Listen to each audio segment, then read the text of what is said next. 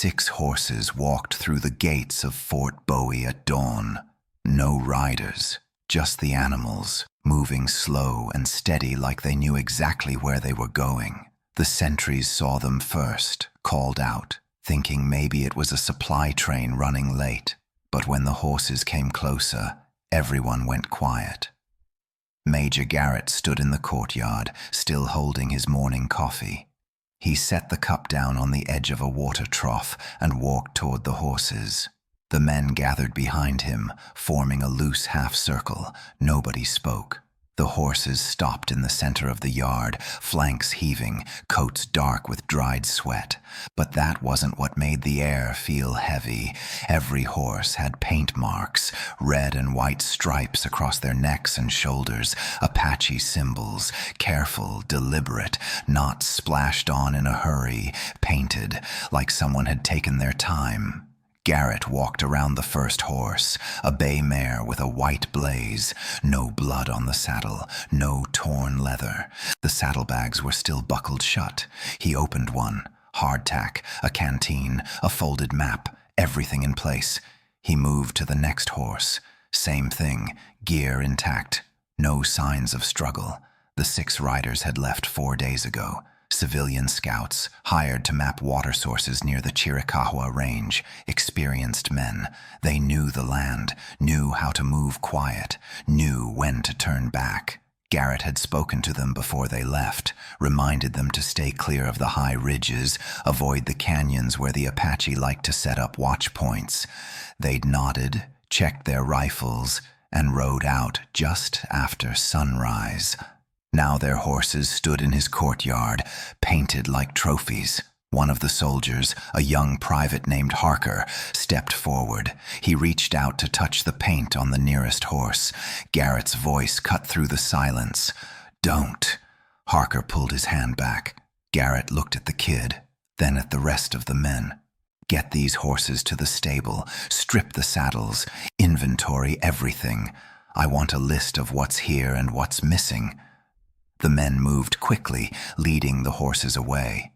Garrett stayed where he was, staring at the red and white marks still visible on the animals as they disappeared into the stable. He'd seen this before. Not here, not at Bowie, but he'd heard the stories.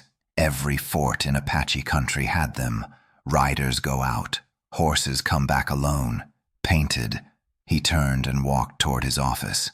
Sergeant Cole Brennan was waiting by the door, arms crossed, jaw tight. Brennan had been in the territory for 8 years. He knew what the paint meant. Garrett didn't have to explain. "How many men can you take?" Garrett asked. 12, Brennan said. "Maybe 15 if you want to strip the perimeter posts." "12's enough. Take Davies, Harker, and whoever else you trust. You leave in an hour." Brennan didn't move. "Sir, those men are gone." "I know.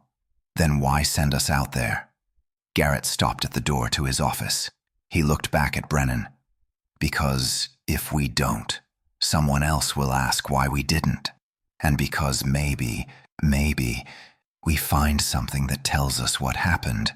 Maybe we don't, but we go." Brennan nodded once. He didn't argue. He never did. That's why Garrett trusted him. An hour later, 12 soldiers rode out through the gates. Brennan led them northeast, following the tracks. The trail was clear at first. 6 horses, moving at a steady pace, heading toward the Dos Cabezas Mountains. The ground was hard-packed dirt and stone, but the prints were deep enough to follow. Before we proceed, subscribe to the channel and tell us in the comments where you are listening from.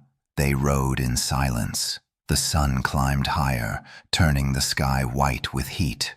Brennan kept his eyes on the ground, reading the tracks like a man reads a book. After half a day, something changed. The trail split. 3 horses went left, 3 went right. Then, a mile later, they came back together, then split again. Brennan reined in his horse. Davies pulled up beside him. "What is it?" "They're wandering," Brennan said. "Horses don't do that unless the riders are lost, or unless something's wrong." "Maybe they were running," Davies offered. Brennan shook his head. Running. The tracks would be deeper, spaced out. These are steady, controlled, like they were being led. By who? Brennan didn't answer. He spurred his horse forward, and the others followed. The search party rode out at first light. 12 men, their horses kicking up dust that hung in the still morning air like smoke. Sergeant Cole Brennan led them, a man whose face had been carved hard by 8 years in Apache country. He didn't speak much as they prepared to leave, just checked his rifle twice, filled his canteen, and swung into the saddle with the kind of weight that comes from knowing what you might find. Major Garrett had given him simple orders: find the men or find out what happened to them. Brennan knew those were 2 different things entirely. They picked up the trail northeast of the fort. 6 sets of hoof prints, clear as day in the hardpan. The missing riders had been heading toward the Dos Cabezas Mountains, probably looking for the water sources they'd been hired to map. The tracks ran straight for the first few hours, purposeful, the kind of line men make when they know where they're going. Then something changed. Around midday, one of Brennan's men called out. The tracks had split, 3 horses going east, 3 going north. Brennan dismounted and studied the ground.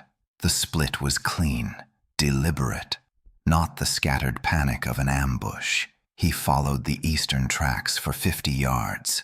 They curved back around and rejoined the northern set. Then all 6 split again, wandered in loose circles, came back together. If you're following this story and want to hear how it ends, go ahead and subscribe to the channel. Hit that like button and drop a comment telling me what city you're watching from. I want to know how far this tale is traveling. Now, let's get back to what Brennan found next. The pattern repeated for miles. The horses would separate, meander, then group up again like they were being guided by riders who couldn't decide on a direction, or riders who were lost. But these men knew the territory. They'd mapped half of southern Arizona between them. On the second day, they found the first camp. It sat in open ground with no cover, no high ground, no water source within a mile. Every rule of desert survival broken. The fire pit was cold, but the coffee grounds were still dark. Bedrolls laid out in a neat row, but the blankets were smooth. Nobody had slept in them. A young soldier named Harker poked through the abandoned gear. He found a spent rifle cartridge half buried in the dirt near the fire. Just one. Brennan picked it up and turned it over in his fingers. 1 round fired, but there were no other casings. No blood on the ground. No signs of a struggle. Just 1 bullet, fired at nothing they could see. Brennan knelt by the fire pit and pushed his hand into the ashes, still faintly warm, though that meant little in this heat. He stood and turned in a slow circle, studying the camp. Everything about it felt wrong. The position was terrible. The gear was organized but abandoned. And that single cartridge sat there like a question nobody wanted to ask. That night, they made camp in a narrow canyon. The walls rose steep on both sides, blocking the wind but trapping the heat. Brennan posted double sentries and told them to stay alert. The men ate cold rations and spoke in whispers. Nobody wanted to say what they were all thinking. In the morning, Corporal Davies approached Brennan with a strange look on his face. He'd been on second watch, the hours just before dawn. He said he'd heard singing. Not English, not Spanish, something else. It came from far off, maybe from the canyon walls themselves. The sound would fade and then come back, like it was circling. Brennan asked if he'd seen anything. Davies shook his head. Just the singing, distant and strange, like a melody that didn't want to be remembered. Before they rode out, Brennan gathered the men. He told them to stay close, stay sharp, and keep their eyes open. Something had spooked those 6 riders badly enough to make them camp in the worst possible spot and fire around at shadows. Whatever it was, they were riding deeper into its territory now. The The panic hit them like a physical blow. Soldiers who'd faced Apache war parties without flinching now shouted over each other, voices cracking. Two men ran their hands along the rock face where the canyon entrance had been moments before. Solid stone, unbroken, as if the passage had never existed. Private Harker spun in circles, rifle raised, searching for something to shoot. Where did it go? Where the hell did it go? Sergeant Brennan stayed on his horse. His jaw was tight, hands steady on the reins, but his mind was racing. 8 years in Apache country had taught him that the desert didn't follow rules white men understood. But this was different. This was wrong in a way that made his skin crawl. "Quiet," he said, "not loud, firm." The men kept shouting. Brennan pulled his pistol and fired once into the air. The crack echoed off the canyon walls, bouncing back and forth, stretching longer than it should have. When the sound finally died, the silence that followed felt heavy, unnatural. "Listen," Brennan said. At first, nothing, just wind moving through the basin. Then they heard it, singing, faint, like it was coming from miles away and right next to them at the same time. The melody was old, something that didn't belong to any church or saloon. It rose and fell in patterns that felt wrong, notes that shouldn't fit together but somehow did. Davies, the corporal who'd heard it the night before, went pale. "That's it. That's what I heard." One of the younger soldiers, a kid from Ohio who'd been in the territory less than a month, started praying. His voice shook.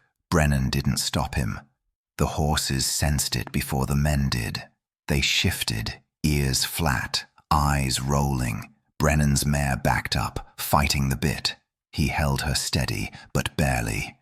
Then 2 of the mounts bolted. Their riders yanked the reins, shouted, but the animals didn't care. They ran straight at the solid canyon wall. Brennan expected the sickening sound of horses hitting stone. Instead, they passed through, like the rock was smoke. 1 second they were there, the next they were gone, and the wall looked exactly the same. Nobody moved. Nobody breathed. Brennan made his choice fast. Thinking would only make it harder. He dug his heels into his mare's flanks and rode straight at the wall. Behind him, he heard the others follow. The stone rushed up to meet him. Every instinct screamed to pull back. He didn't. The world went dark for half a heartbeat. Cold, then light again, and they were through, back in open desert. The sun sat low on the horizon, bleeding red across the sky. Brennan pulled up hard, the other men forming a loose circle around him. "What time is it?" he asked. Davies checked his pocket watch, shook it, checked again. "It stopped, Sergeant. Says noon, but that can't be right." Every man checked his watch. All stopped, all showing different times, none of them correct. The singing was gone now. Just wind and the sound of their own breathing. Brennan looked back at the canyon entrance. It was there, solid, normal, like nothing had happened. "We ride for the fort," he said. "Now, no stops." They pushed the horses hard. The sun dropped faster than it should have, like time was trying to catch up with itself.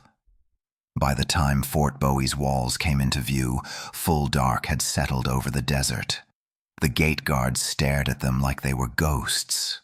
Brennan recognized the corporal on duty, a man named Webb. Good soldier, steady. "Sergeant Brennan?" Webb's voice carried confusion. "Sir, we thought—" "Where have you been?" "Out 2 days," Brennan said, dismounting. "Following the trail of those missing riders." "Why?" Webb exchanged looks with the other guard. "Sir, you've been gone 6 days. Major was about to send another search party." Brennan's hand went to his pocket watch, still stopped. He looked at his men. They looked back with the same hollow expression he felt, settling into his own chest. "That's impossible," Davies said. "We left yesterday morning." Webb just shook his head. 6 days, Corporal. I was on duty when you rode out. That was 6 days ago. Brennan told the men to stable their horses and get some food.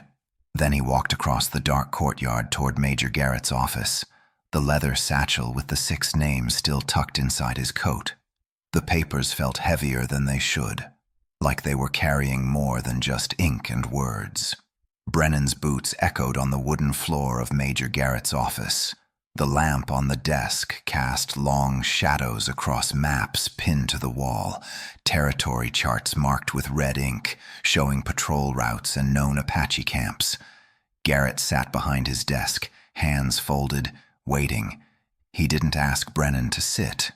Brennan pulled the leather satchel from inside his coat and set it down. The major opened it, removed the 6 pieces of paper, and spread them across his desk. He read each name slowly. Thomas Kern, William Parrish, Samuel Hodge, Dutch Keller, James Carver, Robert Vance, men he'd hired himself 3 weeks back to map water sources near the Chiricahua Range. "Tell me what you found," Garrett said. Brennan told him. The camps, the scattered gear with nothing missing, the message carved into the canyon wall, the circular tracks in the basin, the cairn, the papers underneath with the names, and that one sentence repeated 6 times. "We heard them. We answered." He told him about the canyon entrance disappearing, the singing that came from the rocks, how 2 horses bolted through solid stone and came out the other side, how they all followed and lost 2 days somewhere in between. Garrett listened without interrupting. When Brennan finished, the major opened his desk drawer and pulled out a folder. Brown leather, worn at the edges, tied with string. He untied it and laid 3 reports on the desk next to the papers with the names. "Read the dates," Garrett said. Brennan leaned forward. The first report was dated April 1869. The second, September 1874. The third, January 1881. Different commanders, different forts. Fort Grant, Fort Thomas, Fort Apache. "Read them," Garrett said again. Brennan picked up the first one. The handwriting was neat, formal. It described a patrol of 8 soldiers sent to investigate reports of Apache activity near the Dos Cabezas Mountains. They never returned. A search party found their horses 3 days later, walking back to the fort, each horse painted with red and white symbols. The search party tracked the missing men into a canyon, found campsites, found messages scratched into rock. Some of the search party came back, some didn't. The ones who returned couldn't explain what happened. Their stories didn't match. Time didn't line up. The second report told the same story. Different names, same outcome. The third report was shorter. Whoever wrote it didn't waste words. 4 scouts vanished. Horses returned painted. No search party sent. Territorial Command issued orders to avoid the area. Before you start thinking this is just some old ghost story, do me a favor. Subscribe to the channel, hit that like button, and drop a comment telling me what city you're watching from. Now, let me tell you what the major said next. Brennan set the reports down. "How many people know about this?" "Every commander who served in this territory for the last 20 years, Garrett said. "And nobody talks about it. Orders from Territorial Command. The Apache won't talk about it either. The few who will say anything call it something in their language that translates to the place where the land listens. They avoid it, have for generations, long before we got here." "What about the missing men?" Brennan asked. "The 6 riders?" Garrett gathered the papers with the names and put them back in the satchel. "They're gone. Same as all the others. The army will list them as killed in action. Families will get letters with the standard language. That's the end of it. That's not an answer. It's the only answer there is." Garrett closed the folder and retied the string. "You and your men were lucky. You came back. Not everyone does." Brennan thought about the singing, the way it seemed to come from inside his own head. The figures Davies said he saw outside the firelight, the way the canyon wall turned to smoke when the horses ran at it. "What were we supposed to follow?" he asked. "The papers said they heard something and answered. What did they answer?" Garrett looked at him for a long moment. The lamp flickered. Outside, someone shouted orders to the sentries changing watch. Maybe nothing, the major said finally. Maybe themselves. Maybe something that knew how to sound like them. I don't know, Sergeant. Nobody does. But I'll tell you what I think. I think that canyon, that whole stretch of the Chiricahua Range, is older than the Apache, older than us. And I think it takes people who listen too carefully, who answer when they should stay quiet. Brennan left the office with more questions than he'd brought in. He walked back across the courtyard. The night air was cold now. Above, stars filled the sky, more than seemed possible. He thought about Thomas Kern and the other 5 men, wondered if they were still out there somewhere, walking in circles, hearing their names in the dark. The door to Major Garrett's office was heavy oak, scarred from years of desert wind and hard use. Brennan knocked twice and entered without waiting for an answer. The major sat behind his desk, a single lamp burning low, casting more shadow than light across the room. Brennan placed the leather satchel on the desk between them. Garrett looked at it, but didn't touch it, just stared, like he already knew what was inside. 6 pieces of paper, Brennan said. 1 name on each, the missing riders. Found them buried under a cairn in the center of a circle their horses made, and a message underneath every name. Garrett opened the satchel slowly. He pulled out the papers one by one, reading each in silence. When he finished, he set them down in a neat row. Then he opened his desk drawer and removed a folder. Thick, old.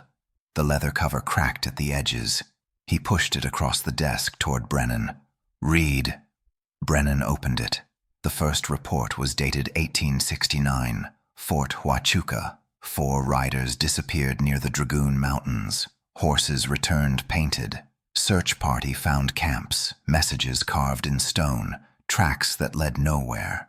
2 soldiers from that search party never came back. The second report, 1874, Fort Grant. 7 men vanished, same pattern, painted horses, strange camps. 1 survivor who walked out 3 weeks later, wouldn't speak about what happened, deserted a month after that. The third, 1881, Fort Thomas. 3 riders, same story, same symbols on the horses, same inexplicable details. Brennan looked up. Why wasn't I told about this before we rode out?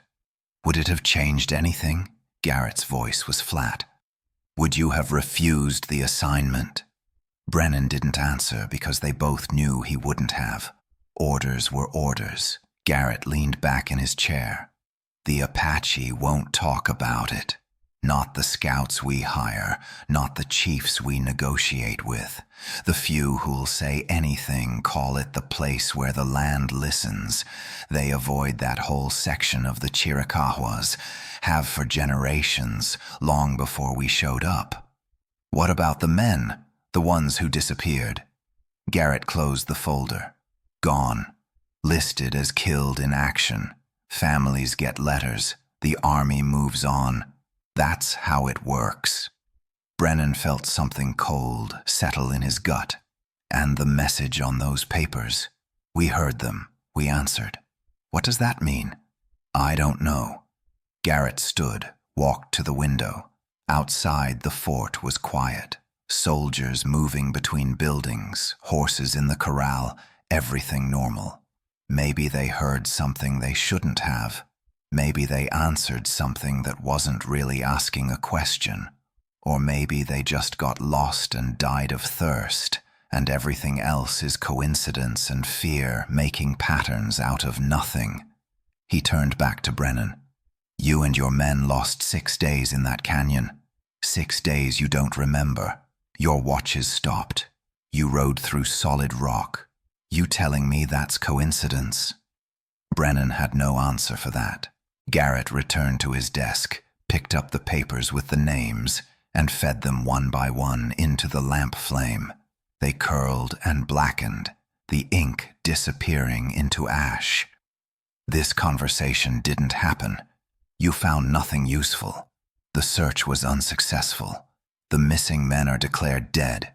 You and your detail get 3 days rest, then back to regular duty. Understood?" "Yes, sir." "And Brennan, stay away from the Chiricahuas. That's not a suggestion." Brennan left the office and walked across the courtyard. The night air was cool, stars thick overhead. He could still hear it if he listened hard enough. That singing, faint, like it was coming from inside his own head. Davies had been right. It did sound like wind through empty rooms. He wondered if it would ever stop. 3 weeks passed.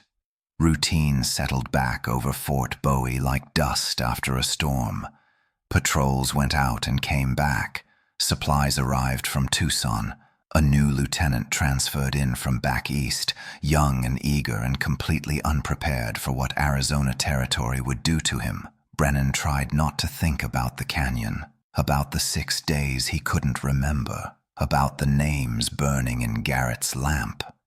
Then a rancher named Culliver rode in one morning leading a spare horse. Strapped across the saddle was a man, barely conscious, skin burned raw from sun exposure. No gear, no weapons, boots worn through at the soles. They carried him to the infirmary. The post surgeon gave him water, treated the burns, let him sleep. When the man finally woke 2 days later and the surgeon asked his name, he said it clear and steady. Thomas Kern, one of the 6 missing riders. Brennan climbed the wooden steps to Major Garrett's office. His boots felt heavy, like the desert had soaked into them during those 6 days that should have been 2. He knocked once and entered without waiting for an answer. Garrett sat behind his desk, a single oil lamp casting shadows across maps and reports. He looked up when Brennan entered, and something in his expression said he'd been expecting this conversation. Not hoping for it, but expecting it. Brennan placed the leather satchel on the desk, the 6 papers with the riders' names, the single sentence repeated on each one. Garrett opened the satchel slowly, like a man handling a rattlesnake. He spread the papers out, reading each one, his face showing nothing. "Tell me what you found," Garrett said. So Brennan told him.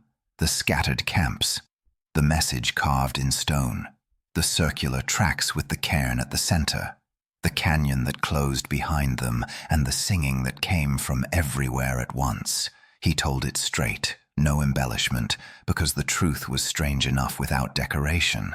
When he finished, Garrett was quiet for a long moment. Then he opened his desk drawer and pulled out a folder, worn leather, the kind that had been opened and closed many times.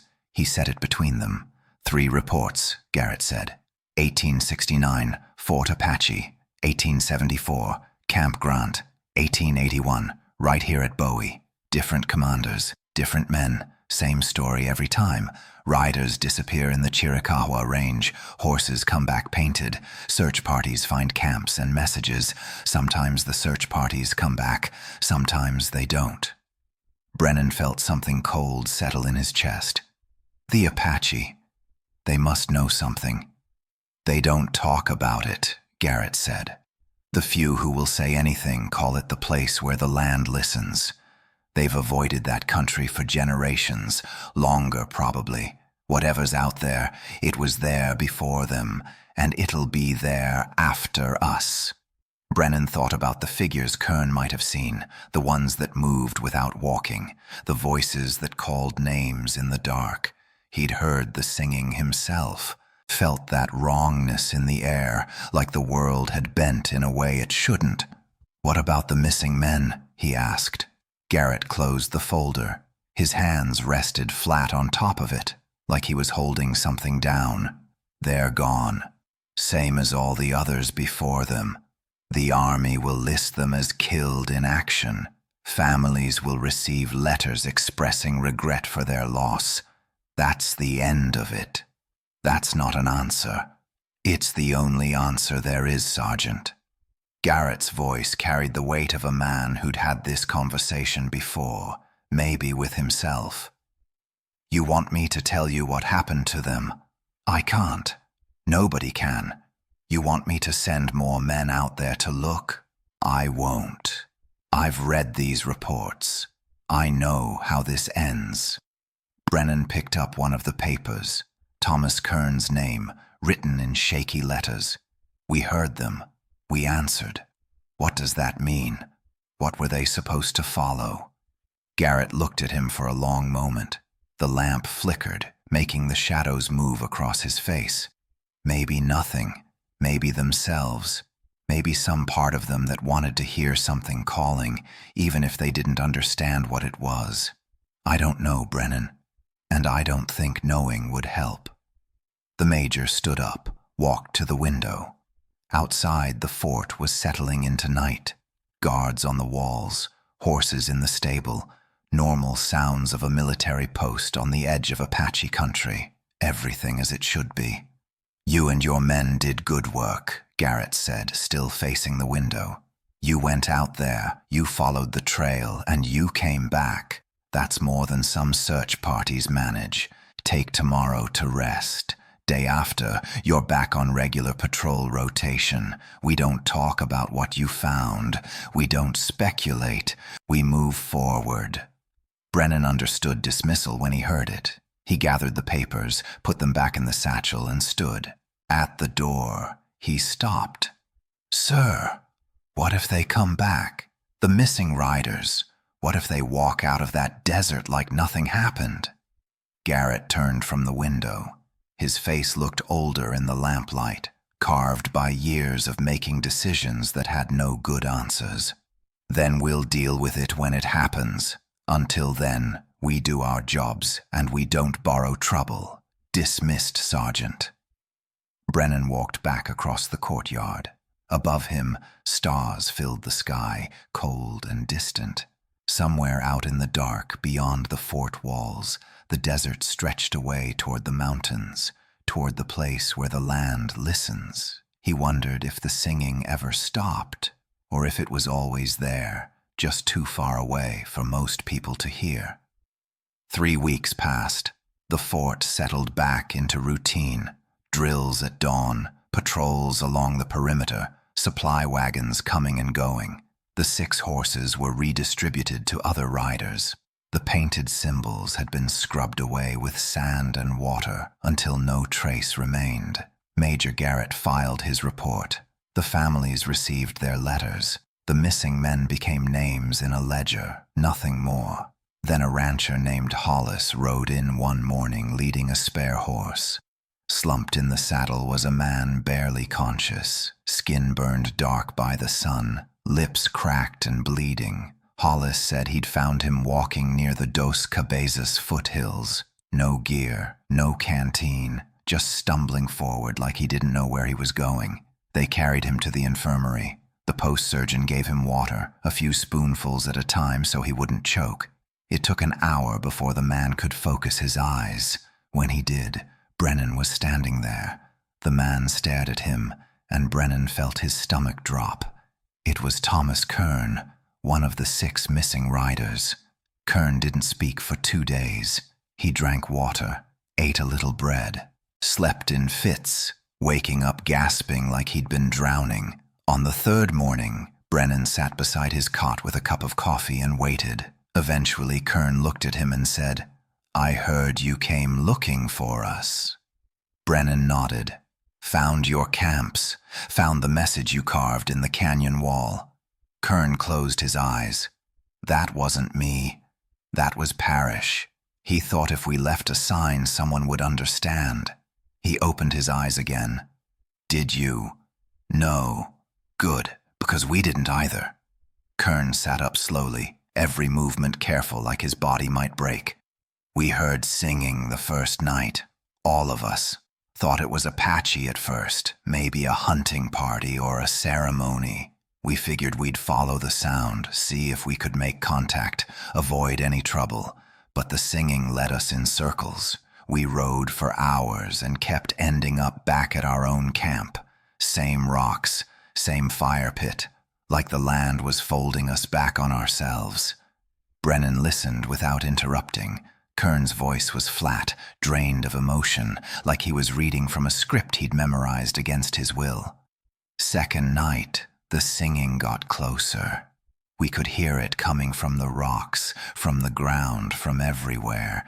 Then we saw them, shapes moving in the dark just past the firelight. Not Apache, not men. They looked human enough from a distance, but when you tried to focus on them, they'd shift, like they were made of shadow and air. And their voices, Jesus, their voices came from inside your head. Kern's hands were shaking. He gripped the edge of the cot. Parrish stood up and walked toward them. We shouted at him to stop. He didn't even turn around, just walked straight into the dark, and we heard him laugh. Once, high and sharp, like something was funny, then nothing. The rest of you ran, Brennan said. We tried. Horses scattered. I ran on foot into the canyon, and the walls closed behind me. I was trapped there for days, maybe weeks. I lost count. The singing never stopped. Every night I heard my name, over and over, and every night I wanted to answer, wanted to call back, but I didn't. That's the only reason I'm here. Brennan felt cold, despite the desert heat seeping through the infirmary walls. What happened to the others? Kern shook his head. They answered. I heard them, one by one, calling out into the dark, and then I didn't hear them anymore. A week later, Kern was gone. Took a horse from the stable before dawn, along with a rifle, ammunition, and enough supplies for 3 days. No note, no explanation. Brennan tracked him northeast, following prints in the hardpan, and found him 2 days out, camped alone near the mouth of a narrow canyon. Kern sat with his back against a rock, rifle across his lap, staring at the canyon entrance like he was waiting for something to emerge. Brennan dismounted and walked over slowly. What are you doing out here?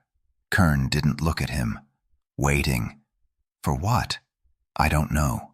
His voice was quiet, but I can still hear them. The voices. They followed me out. They're in my head when I sleep, when I'm awake. And I know. He stopped, swallowed hard. I know I have to go back. The canyon didn't let me go. It sent me back to the fort. But sooner or later, I'll have to return. Brennan tried to convince him to ride back, to stay at the fort where it was safe. Kern refused. He said safety was an illusion. The land had already claimed him. It was just a matter of time. Brennan rode back alone. He reported to Garrett, who listened in silence, then opened his desk drawer and added another page to the folder. A month later, Kern's horse walked through the fort gates. Riderless, painted with red and white symbols. The soldiers stabled it, stripped the saddle, washed away the paint. Nobody spoke about it. Orders came down from territorial command. The Chiricahua range was off limits. No patrols, no scouts, no exceptions. But sometimes, late at night, sentries on the wall heard singing in the distance. They reported it once. After that, they learned not to. And in the desert, in a canyon that appears on no map, 6 names are carved into stone, waiting for someone to read them, waiting for someone to answer. The land listens, and sometimes